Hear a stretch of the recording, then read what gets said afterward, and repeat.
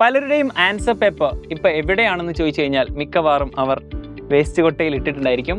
But actually നമ്മുടെ answer paper ഒരു punishment അല്ല, ഇറ്റ്സ് എ ഗൈഡ്. ഇത് ശരിക്കും നല്ല അടിപൊളിയായിട്ടുള്ള ഒരു ഗൈഡാണ്. നമ്മൾ പറയാറുണ്ട് experience is A best teacher എന്ന്. അങ്ങനെയുള്ളൊരു ബെസ്റ്റ് എക്സ്പീരിയൻസ് ആണ് നിങ്ങളുടെ കയ്യിലുണ്ടെങ്കിൽ.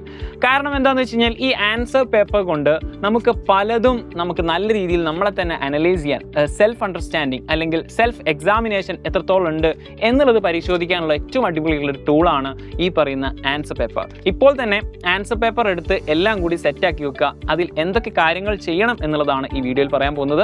സോ വീഡിയോ അവസാനം വരെ കണ്ടിരിക്കുക. ഇതുപോലത്തെ ധാരാളം ടിപ്സിന് വേണ്ടിയിട്ടും ട്രിക്സിന് വേണ്ടിയിട്ടും ഇനി വരുന്ന ആനുവൽ എക്സാം റിലേറ്റഡ് ആയിട്ടുള്ള ധാരാളം കോണ്ടന്റിന് വേണ്ടിയിട്ടും ഈ ഒരു ചാനൽ സബ്സ്ക്രൈബ് ചെയ്യാൻ മറന്നു പോകരുത്. നിങ്ങളുടെ ഫ്രണ്ട്സിന് അയച്ചു കൊടുക്കുക.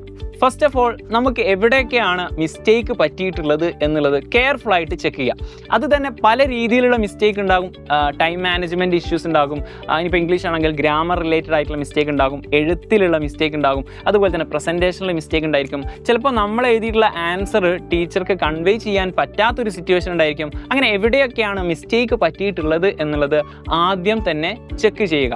അതിൽ നിങ്ങൾക്ക് ഹൈലൈറ്റർ ഉപയോഗിച്ചുകൊണ്ടോ പലപ്പോഴും നമ്മൾ ഈ ആൻസർ ഷീറ്റിനെ എന്താക്കാറുണ്ട്, മാറ്റി നിർത്താറുണ്ട്. പക്ഷേ ഈ ആൻസർ ഷീറ്റാണ് ഏറ്റവും നല്ലൊരു ഗൈഡ് എന്ന് പറയുന്നത്.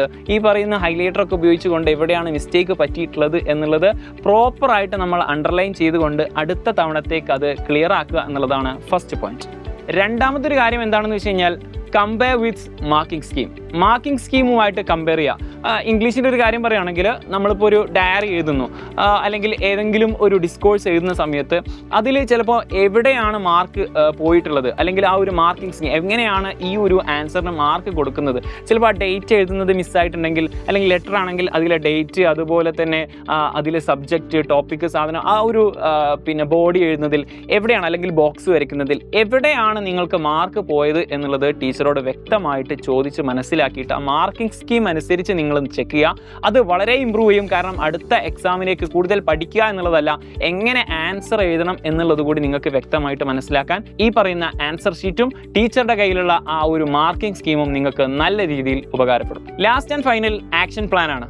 ഈ ഒരു ആൻസർ ഷീറ്റ് നമ്മൾ കിട്ടിയതോട് കൂടിയിട്ട് നമ്മൾ ഏത് ടോപ്പിക്കിലാണ് വീക്ക് അല്ലെങ്കിൽ ഏത് ഏരിയയിലാണ്, ഒരു സബ്ജക്റ്റിൽ തന്നെ ഏത് ഏരിയയിലാണ് നമ്മൾ വീക്ക് എന്ന് നമുക്ക് തന്നെ ഈസി ആയിട്ട് മനസ്സിലാക്കാൻ പറ്റുന്നു. ആ ഭാഗം നമുക്ക് റിവൈസ് ചെയ്യേണ്ടതുണ്ട്. അതുപോലെ തന്നെ ഏത് ഭാഗമാണ് നമുക്ക് റിപ്പീറ്റഡ് ആയിട്ട് നമുക്ക് ആ ഒരു സ്ട്രെസ് കൊടുത്ത് പഠിക്കേണ്ട ഭാഗം എന്ന് നമുക്ക് മനസ്സിലാക്കാൻ പറ്റും. ഇങ്ങനെ തുടങ്ങിയിട്ടുള്ള ആക്ഷൻ പ്ലാനോട് കൂടിയിട്ട് നിങ്ങൾ എന്താക്കാം, അടുത്ത വരുന്ന ആനുവൽ എക്സാമിന് വേണ്ടി നല്ല രീതിയിൽ പ്രിപ്പയർ ചെയ്യാൻ പറ്റും.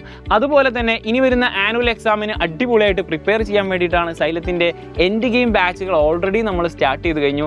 ഇനിയും നമ്മുടെ ബാച്ചിൽ ജോയിൻ ചെയ്തിട്ടില്ലാത്ത ആൾക്കാർ ഈ കാണുന്ന നമ്പർ ഉപയോഗിച്ചുകൊണ്ട് എത്രയും പെട്ടെന്ന് നമ്മുടെ ബാച്ചിൽ ജോയിൻ ചെയ്യുക. ഇനിയുള്ള ദിവസങ്ങളിൽ നമുക്ക് ഓരോ ദിവസവും ലൈവ് ക്ലാസ്സുകളും റെക്കോർഡർ ക്ലാസ്സുകളും അതുപോലെ തന്നെ റിവിഷൻ ക്ലാസ്സുകളുമായിട്ട് ഒരു മോഡൽ എക്സാം ഒക്കെ എഴുതിയിട്ട് സെറ്റായിട്ട് നമുക്ക് പഠിച്ചു തുടങ്ങാം. സോ എത്രയും പെട്ടെന്ന് നമ്മുടെ ബാച്ചിൽ ജോയിൻ ചെയ്യുക. നിങ്ങൾക്ക് കിട്ടിയിട്ടുള്ള മാർക്ക് എത്രയാണെന്ന് ജസ്റ്റ് കമൻറ്റ് ബോക്സിൽ അറിയിക്കുക. നിങ്ങളുടെ ഫ്രണ്ട്സിന് ഈ ഒരു ആൻസർ ഷീറ്റ് കിട്ടിയിട്ടുള്ള ഫ്രണ്ട്സിനൊക്കെ എന്താക്കുക, ഈ ഒരു വീഡിയോ അയച്ചു കൊടുക്കുക. നമുക്ക് ഇനിയുള്ള വീഡിയോസുമായിട്ട് വീണ്ടും കാണാം. Thank you.